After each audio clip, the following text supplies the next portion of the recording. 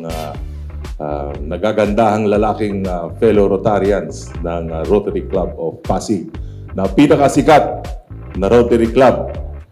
Isipin nyo, nasa inyo yung congressman, nasa inyo yung mayor, pati vice mayor na rin kasama.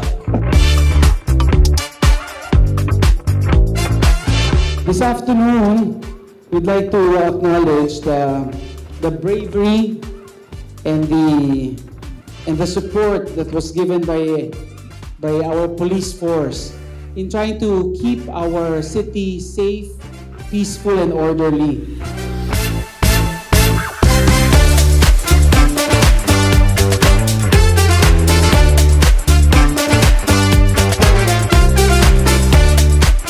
So I just want you to realize that I really feel it. I really feel na dapat kayong i-honor. At dapat kayong ipagmalaki sa mga ginagawa niyong tulong sa ating country at sa mga tao. And I honor you, I pray for you, and I love you. Because napaka-importante sa akin yung mga ginagawa niyo. So, rest assured sir, ang ating kapulisan ay patuloy pong gagawa ng mga kabutihan, patuloy ang aming paglilingkod, patuloy ang pagpapahalaga ng serbisyo publiko bilang isang law enforcer. We will assure you that we will always strive our best to secure and ensure public safety in our Pasig community. On behalf of the Rotary Club of Pasig, it is my privilege to welcome you this afternoon as we come together to honor our brave men and women in uniform for their exemplary service.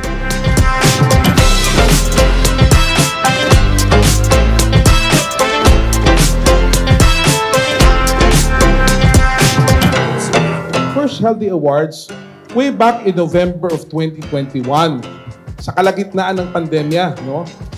Yes, I recall that. No? It was one of the first face-to-face activity I attended as a new Rotarian.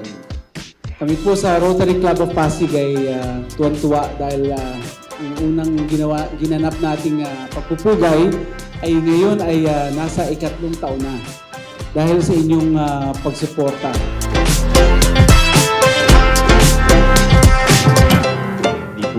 Hindi po madali na maging pulis. At sa katunayan, ako po bilang mayor, araw-araw nakikita ko po ang kanilang kahusayan sa trabaho, nakikita ko po ang kanilang kasipagan sa trabaho.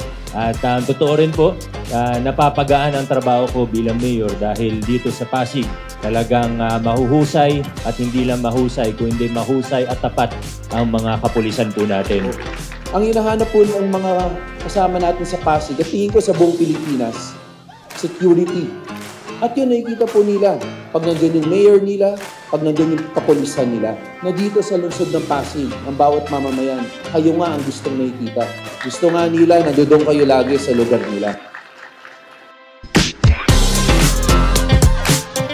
Para ho doon sa lahat ng mga nominees, alam namin kayo po ay panalo na rin sa aming mga puso dahil kayo po ay napabilang sa magagaling at kayo ay kayo ay nominado dahil sa inyong mga ginawang mga pagtulong sa kapwa.